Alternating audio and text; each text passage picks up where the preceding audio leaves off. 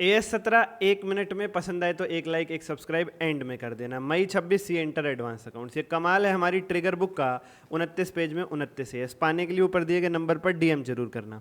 AS17 का नाम है सेगमेंट रिपोर्टिंग।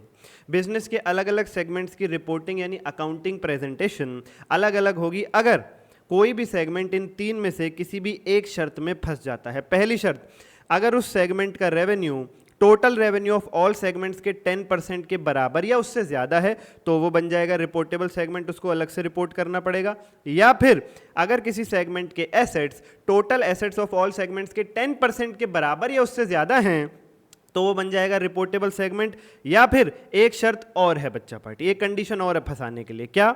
सारे सेगमेंट्स जो प्रॉफिट में हैं उनका टोटल मारो, सारे सेगमेंट्स जो लॉस में हैं उनका टोटल मारो।